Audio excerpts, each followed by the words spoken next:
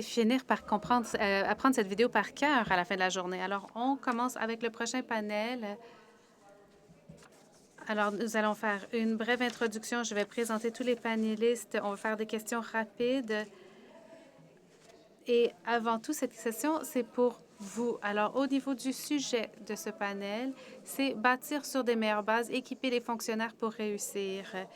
Nous avons beaucoup parlé de la transformation numérique, mais maintenant, nous allons poser la question, est-ce que les fonctionnaires, les gens qui travaillent dans le secteur public ont les outils nécessaires, que ce soit les compétences, les budgets, les systèmes, etc. Qu'est-ce qu'il vous faut pour permettre une transformation numérique réussie? Alors, parmi nos panélistes, nous avons Megan Collins, qui est dirigeante par intérim de la gestion intégrée de l'information au secteur des services ministériels au secrétariat du Conseil du Trésor. On a Dorothée Eng, directrice générale à Code pour Canada. Nous avons Innocent Muhizi, directeur général à la Rwanda Information Society Authority au Rwanda. C'est un plaisir de vous accueillir. Nous avons Tara Holland, des données et une analyse gouvernementale de SAS. Nous avons Cordell Schachter, dirigeante principale de l'information au département du transport des États-Unis. Et nous avons Karl Sprenk, directeur de la coordination des compétences numériques du ministère des Affaires économiques et des communications en Estonie. Merci à vous tous d'être là aujourd'hui.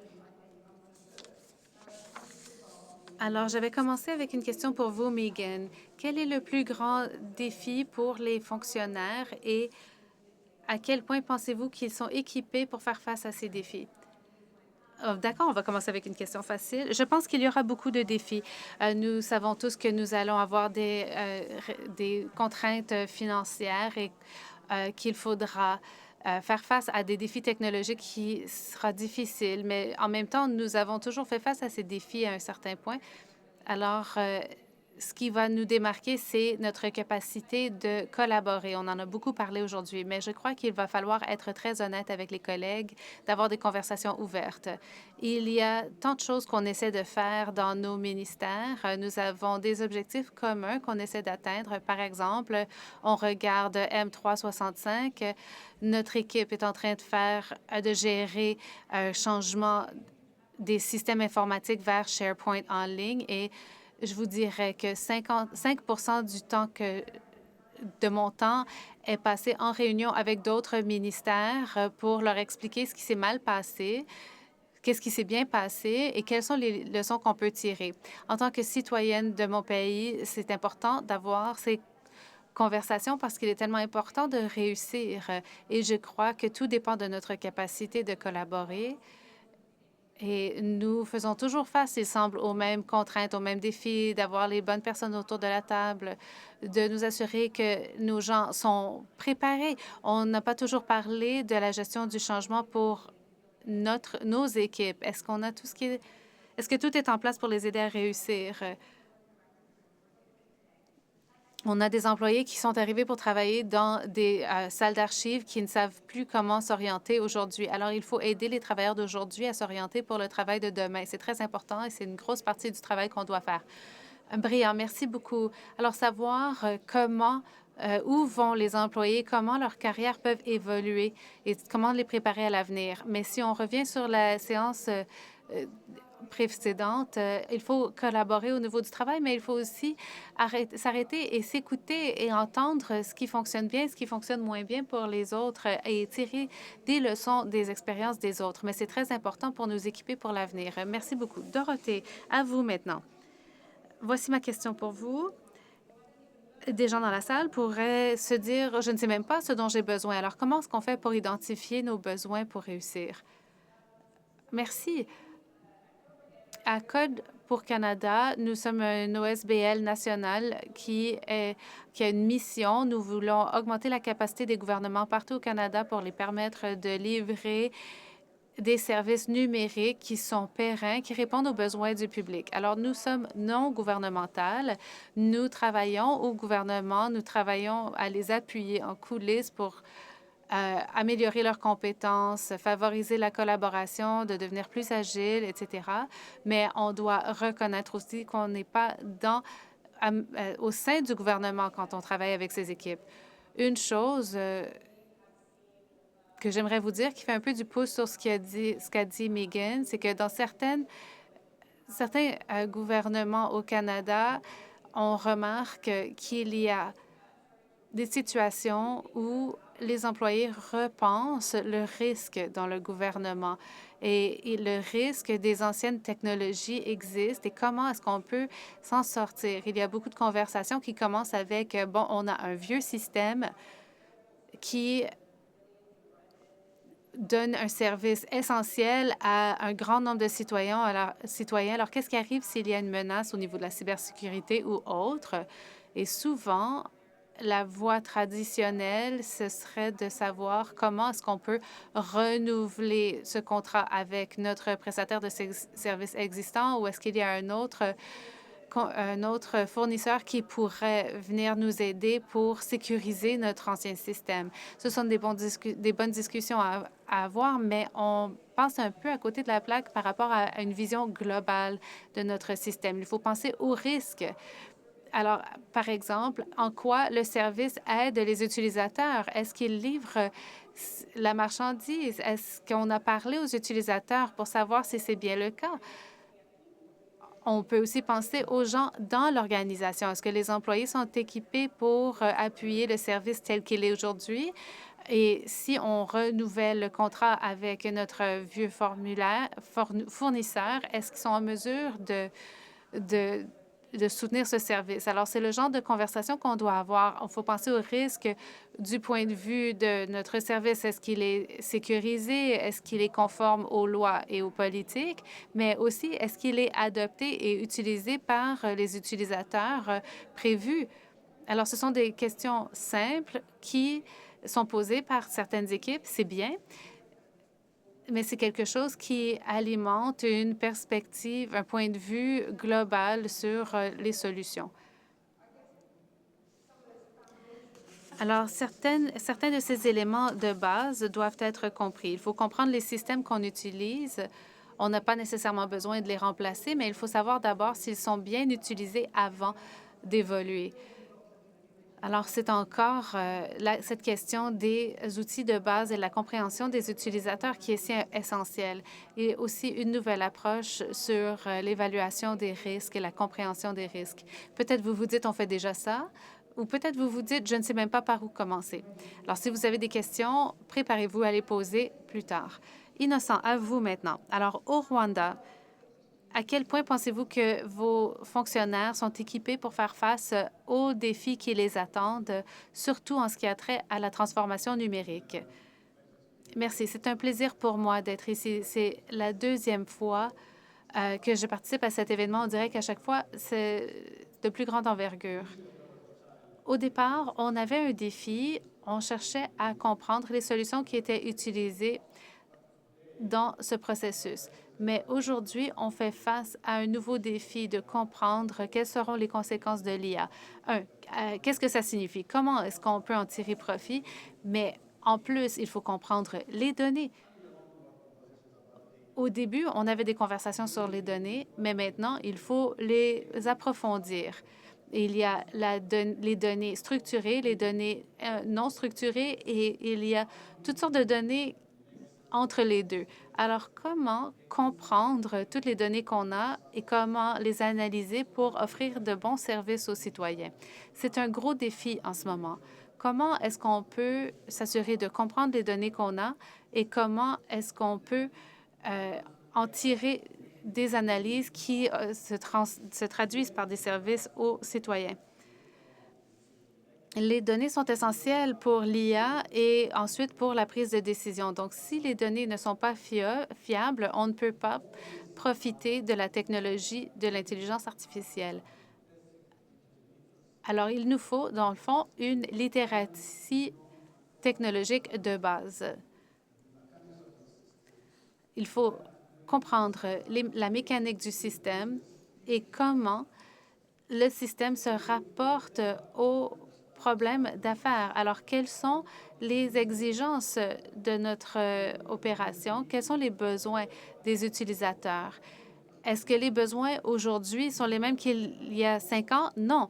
Les besoins des utilisateurs d'aujourd'hui sont beaucoup plus sophistiqués. Ils en veulent plus. Alors, il faut comprendre les exigences des utilisateurs de l'unité d'affaires en matière des processus, mais il faut aussi comprendre les données, les systèmes de TI et plus encore. Alors, de réunir tous ces facteurs, c'est le défi pour les fonctionnaires.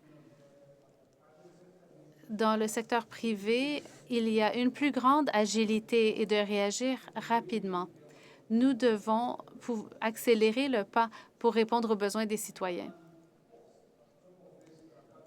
En plus des processus du gouvernement qui sont lents et qui peuvent inhiber notre capacité de livrer, il faut penser aux exigences, il faut se conformer aux réglementations et comment répondre aux enjeux afin de livrer des services. Excellent. Merci beaucoup. La liste de choses s'allonge. J'ai ajouté la gestion du risque, la compréhension des utilisateurs, la compréhension des systèmes. Et Innocent, j'ai rajouté ce que vous avez dit. Il faut les bonnes données, mais aussi il faut mettre à niveau les connaissances technologiques et sur les données pour avoir des changements. Il faut aussi penser aux attentes des utilisateurs et à quel point elles évoluent rapidement. Il faut penser aux outils. Est-ce qu'on comprend les outils qui sont disponibles? Tara, nous avons déjà une longue liste de facteurs et je suis certaine qu'il y a beaucoup de questions sur ce qu'on a déjà, mais vous travaillez avec des agences dans le secteur public. Est-ce que c'est quelque chose qui vous semble pertinent? Est-ce que ça fonctionne bien selon vous, pensez-vous, ou est-ce que les gens sont bien équipés?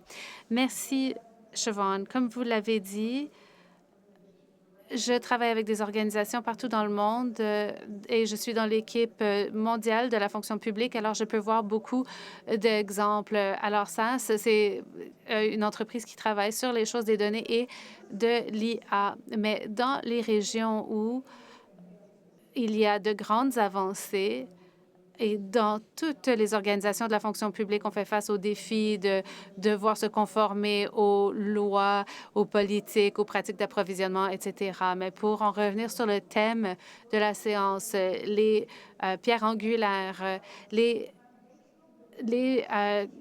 gouvernements qui ont identifié quelles sont les bases nécessaires pour offrir des services au public. On demande à tout le monde de créer des outils à partir de rien.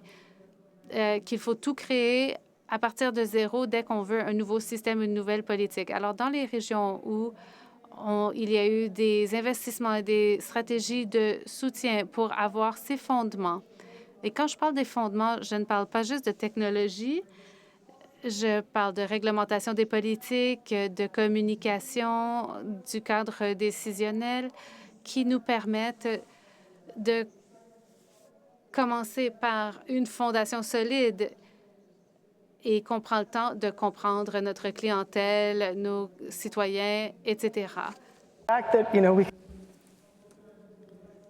Le fait est que si on revoit tous nos appareils numériques, eh bien, c'est très souvent parce que le concepteur commence à partir de rien et puis bâtit son système petit à petit. Aujourd'hui, on parle beaucoup des caractéristiques, des fonctionnalités et aussi des nouveaux systèmes centraux qu'il y a lieu de mettre en place.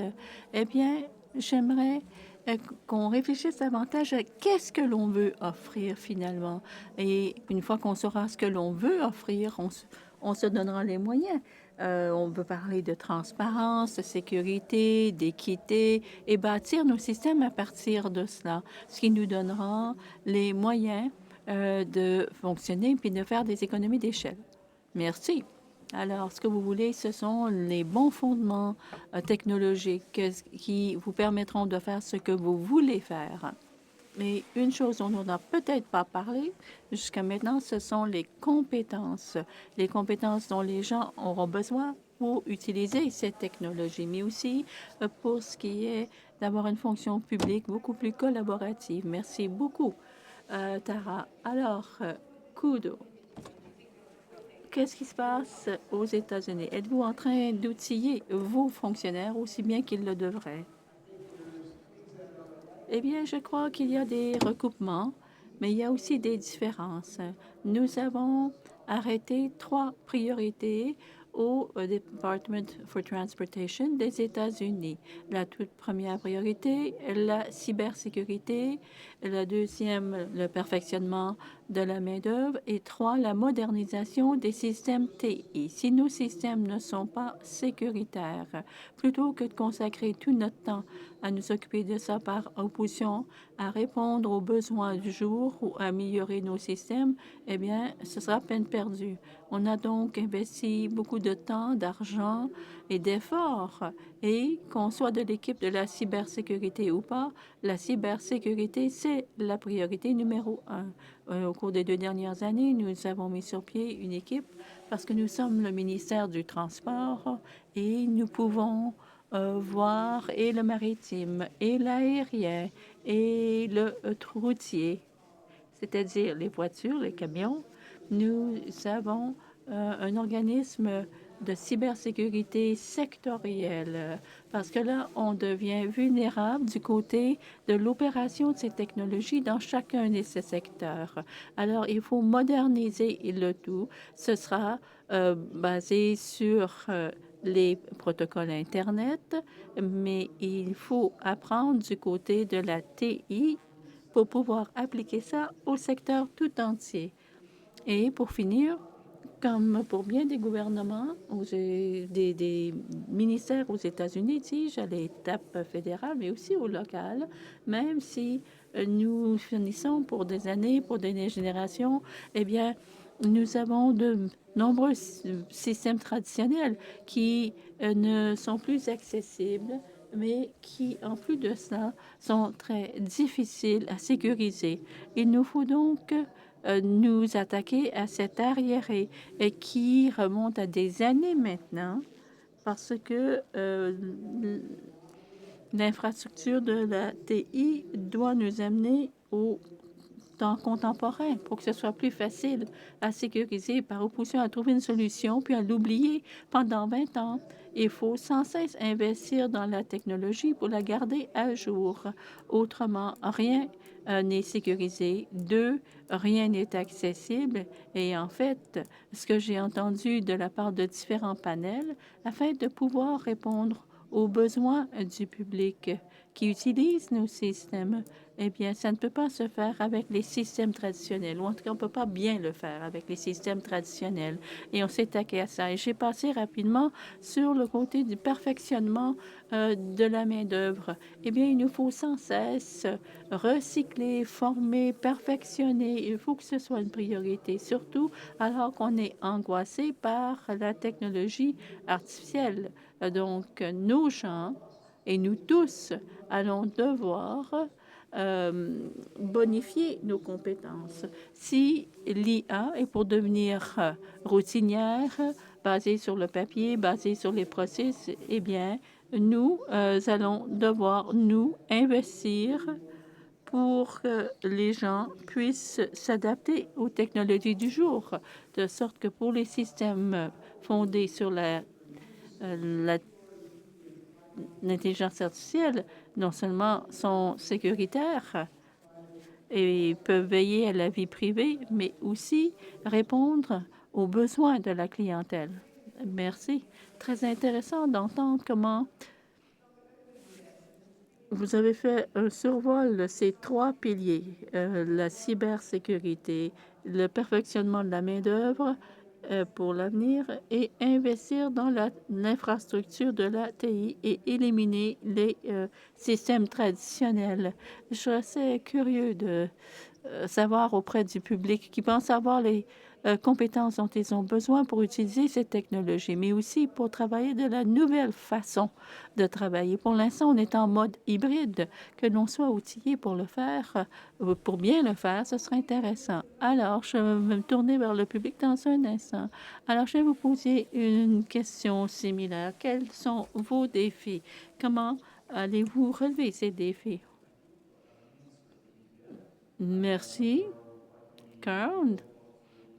Eh bien, bien des choses ont été dites déjà, mais j'aimerais quand même faire une distinction entre les compétences, c'est-à-dire ce qu'il nous faut faire au quotidien pour pouvoir améliorer la société qui se veut numérique, que ce soit leur offrir des services, plus de services. Dans la situation actuelle, je vous dirais qu'il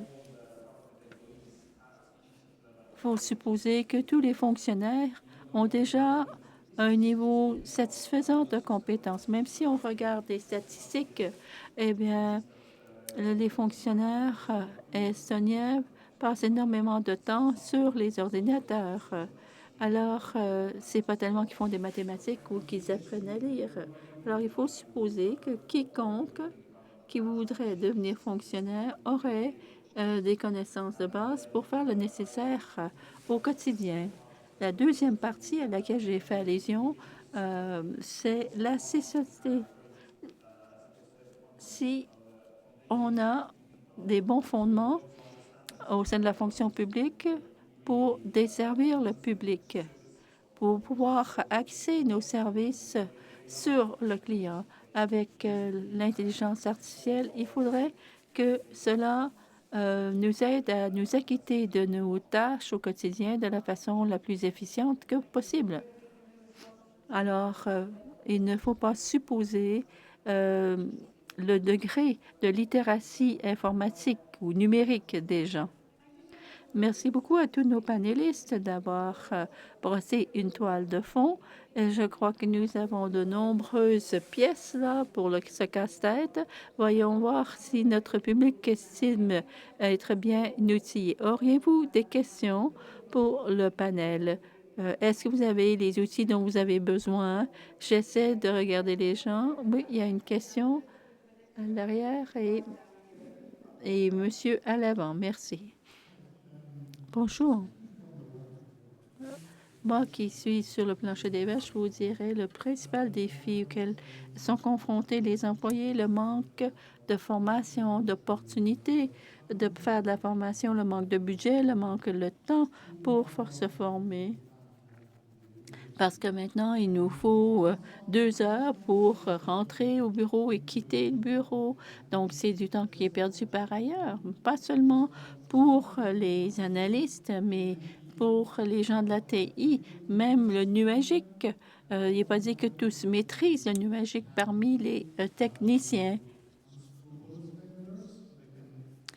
Par opposition à recourir à des fournisseurs sans scrupules qui vendent la technologie qui est bien tapante, qui en met plein la vue, mais qui ne répond pas forcément aux besoins de la main-d'œuvre. Alors, comment veiller à ce que l'on obtienne la formation dont nous avons besoin pour avoir une fonction publique plus compétente? J'aime beaucoup cette question parce que on a mis l'accent sur la formation, mais la réalité, c'est qu'on ne donne pas aux gens ni le temps ni l'occasion de l'obtenir, cette formation. Comment répondriez-vous à cette question? Dorothée. Ben, il faut avoir des conversations avec vos supérieurs. Nous, on essaie de jumeler la formation, surtout pour les produits existants. On est constamment bombardé par des données. Alors, on essaie de recourir au service à la clientèle des fournisseurs. Je veux un atelier de formation et je vais vous amener un cas et puis à vous de régler le cas avec l'équipe. J'essaie d'optimiser la formation. J'essaie de donner le temps pour qu'on obtienne la formation qu'on veut. Pour que les gens aient les compétences pour faire ce qu'il y a à faire. Autrement, c'est peine perdue. Si les délais sont repoussés un peu, mais peut-être qu'il faut que ce soit ainsi. Parce qu'il faut être bien équipé avant de faire quoi que ce soit. Alors, il faut que le leadership comprenne bien l'importance de faire place à la formation, de venir en aide à nos gens, même pour les plus petites choses. On veut une démarche qui soit agile, ben, si quelqu'un qui n'a jamais fonctionné en gestion de projet, eh bien, il faut leur montrer, leur permettre d'acquérir les compétences dont ils ont besoin pour travailler dans pareil environnement. Autrement, le tout est voué à l'échec. Et comme leader, il vous appartient de leur faire cet espace. Il n'est pas dit que vous obtiendrez toujours ces conversations, mais vous devez essayer néanmoins. C'est extrêmement important. On n'a jamais fait d'aussi bon travail pour y arriver. Il faut donc encourager les gens à s'inscrire et il faut vraiment optimiser la formation dans toute la mesure du possible. Oui, il faut assister à des séances telles que celle-ci, absolument. Alors, Farah, qu'est-ce que vous aimeriez ajouter? Oui, l'exécutif, le leadership, encourager les gens à suivre la formation, leur donner le temps de suivre cette formation, c'est-à-dire de s'éloigner de leur table de travail pour apprivoiser de nouveaux concepts, une nouvelle méthodologie. Pardon, je m'étouffe là tellement je parle rapidement, mais une chose qu'il nous faut vraiment encourager les gens à faire, là, c'est se livrer à la formation expérientielle pour que cette personne puisse acquérir les compétences voulues pour bâtir la fonction publique. Il faut voir comment les gens, les équipes apprennent non pas seulement la théorie en salle de classe ou parce qu'ils ont suivi un webinaire en ligne, mais est-ce qu'ils savent comment faire au pratico-pratique? Donc, de passer de la théorie à la pratique. Il faut donc trouver de temps de se livrer à cela. C'est à ce moment-là qu'on acquiert véritablement les connaissances dont on a besoin lorsqu'on passe de la théorie à la pratique.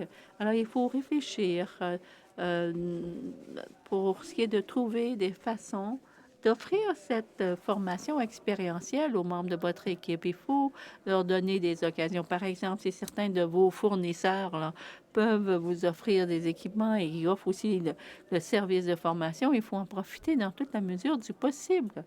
Alors, si vous parlez à un groupe, faites appel à ces gens-là, s'ils peuvent se joindre à vous pour essayer de trouver des façons de rendre la formation plus pertinente à leurs yeux. Alors, si les gens trouvent qu'il manque de ressources, qu'il manque de temps, qu'il manque bien à ce moment-là, il faut essayer de faire place à la formation. Pourriez-vous lever la main pour qu'on vous apporte votre micro, monsieur? Qui d'autre aimerait ajouter sur cette question de la formation? Eh bien, c'est un peu, comme le disait Dorothée, sur la formation expérientielle. Je dois lever mon chapeau pour ce qui est de la fonction publique canadienne et participe dans une très large mesure à ces activités. Alors,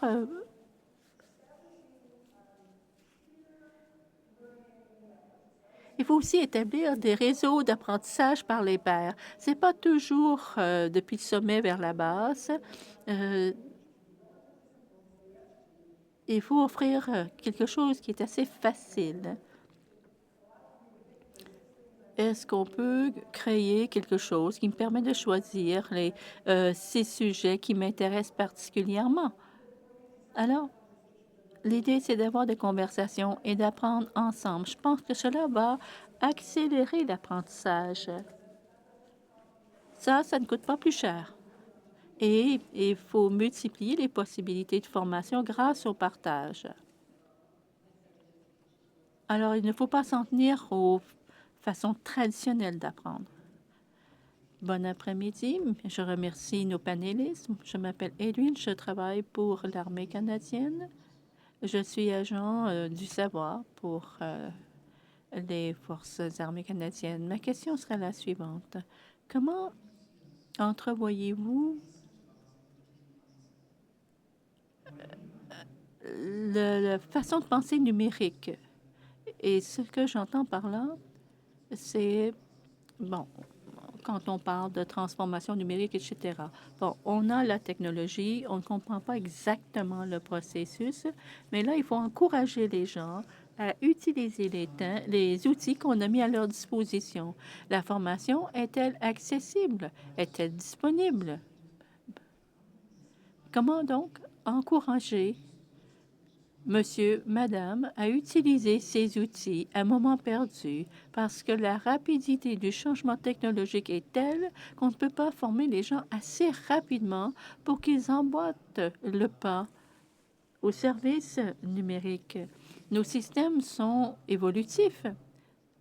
Alors, comment encourager les gens à obtenir cette formation? Excellente question. Si vous n'avez pas tout à fait compris, comment encourager les gens à se livrer aux nouvelles technologies? Si tout est en place, la technologie, les processus, comment encourager les gens à penser au numérique au quotidien? Carl? Bon, il y a deux réponses. Pour le public, puis pour les fournisseurs de TI au gouvernement. Du côté du public, eh bien, pour ce qui est de monsieur, madame, tout le monde, si c'est plus facile, si c'est plus rapide, s'ils ont confiance, ils vont se servir de ces outils. Si ce n'est pas pratique ou si cela les confond, qu'il s'agisse de cybersécurité et la double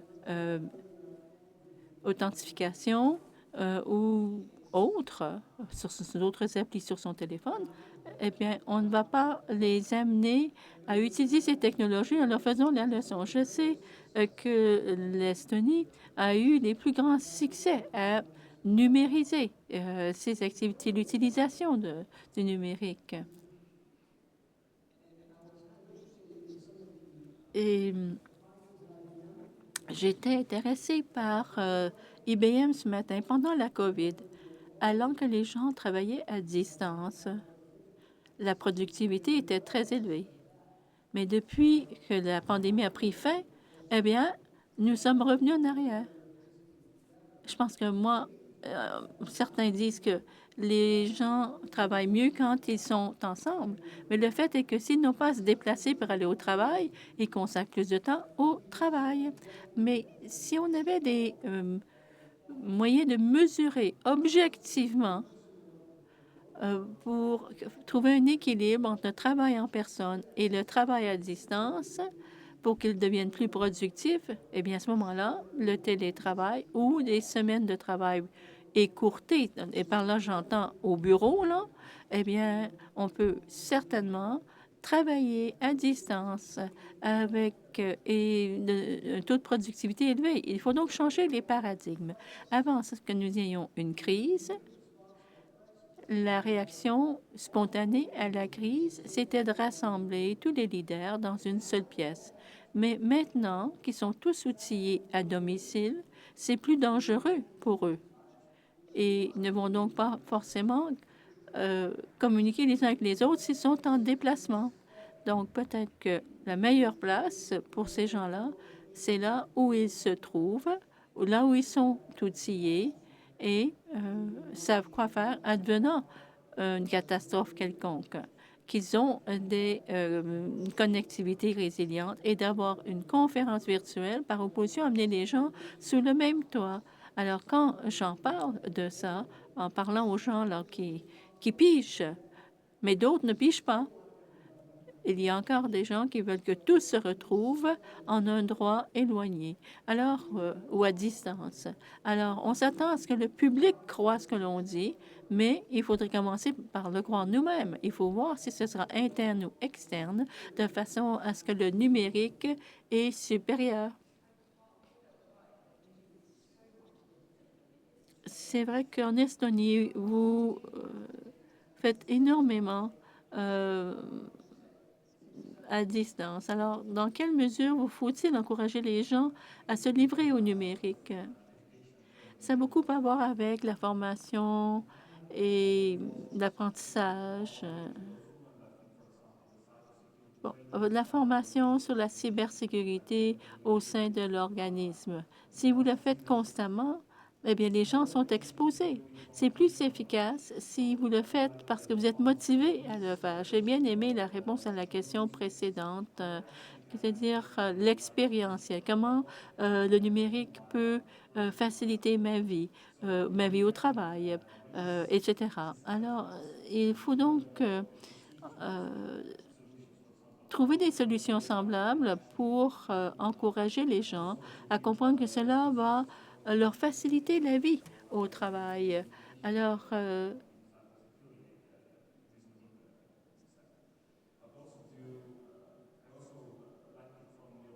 j'ai aussi apprécié votre question. Étant donné la rapidité de l'évolution technologique, comment emboîter le pas? Eh bien, il faut sans cesse former les gens, leur offrir les ressources lorsqu'ils en ont besoin, par le biais de cours, peut-être par le biais de webinaires, afin que je n'aie pas à apprendre quelque chose avant même de devoir l'utiliser. Il faut former en temps réel et sur demande. Nous avons investi là-dedans. On avait une plateforme de l'Académie numérique où les gens peuvent accéder à de l'information rapidement.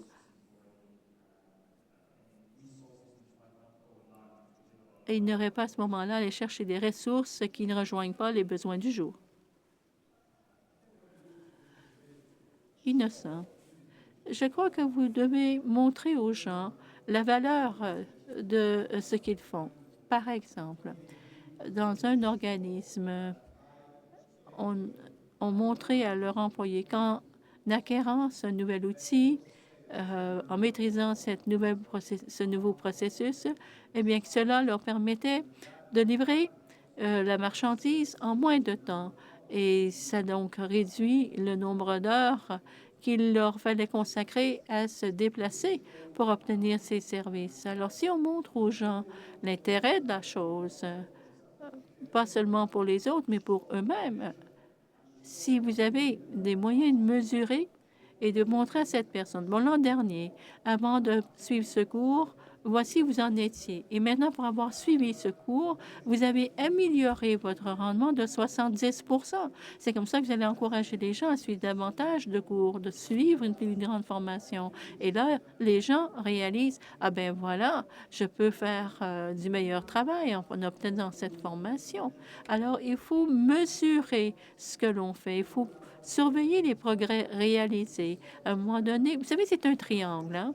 À l'apex du triangle, vous avez la technologie. Au milieu, vous avez vos productivités des employés. Et la base de la pyramide, ce sont les citoyens. Alors, il faut faire comprendre aux gens, vous passez du point A au point B et vous pouvez le faire plus rapidement ou plus efficacement. À ce moment-là, l'employé est déjà motivé. Il se dit, si je ne suis pas tel cours, eh bien voilà ce que je vais perdre ou que je ne vais pas pouvoir obtenir. Alors, c'est amener les gens à voir les choses autrement. Il leur suffit de faire une ou deux choses supplémentaires pour y arriver. Alors, quand vous leur offrez ça, eh bien, ça les encourage à suivre ces différents cours. Merci, Innocent. Je reviens auprès du public. La question suivante, s'il vous plaît. Je vois une main de ce côté. Madame, pourriez-vous lever la main de nouveau, monsieur, pour qu'on vous aperçoive? Madame, vous m'entendez? Bien. Ma question est liée à l'apprentissage. Plus j'entends parler des avantages de l'intelligence artificielle, c'est que ça va éliminer la formation de base. Nous allons prendre une formation plus poussée afin de pouvoir prendre des décisions à des niveaux plus élevés. Alors, j'ai compris. Vous savez, moi, j'ai un enfant de 15 ans qui sait tout sur tout. Et donc, c'est difficile, cette relation entre elle et moi, lorsqu'il s'agit d'apprendre. Alors que je vous écoute aujourd'hui, c'est exactement le même défi que j'ai avec elle. Elle a 15 ans. L'information lui arrive, mais elle ne retient rien du tout de tout cela. Elle n'acquiert pas les fondements. J'essaie de lui faire comprendre à ma fille. Vous apprenez quelque chose de l'enseignant, vous mettez le tout en pratique, les mathématiques ou autres, puis après ça, vous élaborez vos propres opinions et votre pensée critique. Alors, la valeur que vous avez comme être humain, c'est ce que vous avez retiré de ces enseignements. Je pense dire la même chose que ce que j'ai entendu, c'est-à-dire quand on approche cette question de comment encourager les employés, eh bien, on revient au modèle habituel. On apprend d'une certaine façon. Alors, comment se servir de cette formule-là, c'est-à-dire l'éducation des adultes, de sorte que de façon à ce que ils gardent ce fondement. Bon, l'intelligence artificielle fera, mais on a quand même les fondements voulus. Parce que si on demande tout simplement les opinions, les avis des gens, sans qu'il y ait eu une pleine intégration de l'apprentissage et la démarche, peut-être qu'on va perdre du point de vue du processus décisionnel et la qualité. Donc, pour résumer votre question, peut-être que c'est une question de génération. Je ne suis pas certaine. On pourra revenir là-dessus, mais comment s'assurer? Des gens qui sont fonctionnaires depuis longtemps, ils ont l'habitude du processus décisionnel habituel. Alors, quand ils acquièrent ces nouvelles compétences, comment veiller à ce qu'ils apprennent de façon à ce que ça colle et qu'ils ne perdent pas le reste pour autant? Et la personne suivante qui... Bon, vous m'entendez? Eh bien, s'en remettre à l'intelligence artificielle pour prendre des décisions, mais hors contexte, bon, ben ça rejoint la notion de la pensée critique. Moi, j'aime bien recruter des étudiants. Ils ont énormément à contribuer. Et je vous remercie de votre question. Ils sont brillants, ces jeunes. Ils ont grandi dans tout cela. Mais il faut réfléchir au concept de l'intelligence artificielle, comme on y est arrivé, et comment on va maîtriser l'IA. Est-ce que c'est l'apprentissage machine? Comment on va régler ce problème? Si on commence par le problème, par opposition à utiliser l'intelligence artificielle et ensuite trouver des solutions. Non, il faut utiliser les bonnes solutions et là aussi le gros bon sens de le faire. On ne peut pas prendre ces décisions de bien appliquer si on n'a pas, dans un premier temps, fait une analyse. On a différents outils que l'on peut utiliser pour pouvoir la bonne décision. Donc, il faut avoir cette conversation, il faut se tourner vers ses pairs, il faut avoir des occasions d'être formés pour que tous se retrouvent sur un pied d'égalité pour avoir ces conversations productives. Est-ce que vous pourrez répondre, Innocent, à cette question? Oui. Et j'aime cette idée par rapport aux étudiants. Vous avez l'IA qui arrive, qui va vous aider dans le processus décisionnel. Toutefois, je ne crois pas que vous allez perdre les gains accumulés au fil du temps. Tout ce que l'IA fera, c'est de vous aider à avoir des perspectives bien plus rapidement et donc répondre aux enjeux de façon bien plus rapide. Je ne crois pas que ce soit une situation de perte. Je crois que c'est une valeur ajoutée apportée par l'IA. L'IA représente de nouveaux outils et de nouvelles options pour pouvoir répondre à des situations. Et pour ce qui est de l'IA, c'est un outil. Et comme tous les autres outils, notre travail, c'est de comprendre l'outil pour pouvoir en tirer le meilleur profit, pour pouvoir bien l'utiliser. Je ne crois pas que l'IA viendra remplacer toute la sagesse et l'expérience que nous avons et va simplement l'améliorer. Merci. Nous n'avons presque plus de temps, alors nous allons prendre juste une question de plus. Merci.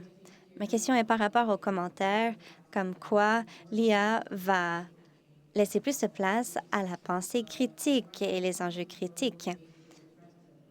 Mais je crois que certains peuvent se sentir menacés par l'IA et croient qu'ils vont devoir faire plus de ce genre de tâches parce que ce n'était pas le contrat au départ. C'est un bon point. Peut-être que la pensée critique n'est pas la tâche préférée des gens dans leur emploi. Je veux parler d'une expérience que j'ai eue il y a quelques semaines. J'étais en Belgique et je rencontrais un monsieur dont le titre d'emploi était directeur général de la transformation numérique et la simplification au gouvernement. Il était fonctionnaire. Et j'ai vu son titre et j'ai dit, « Ah, c'est quelque chose que je comprends complètement. » Et c'est le terme simplification en particulier.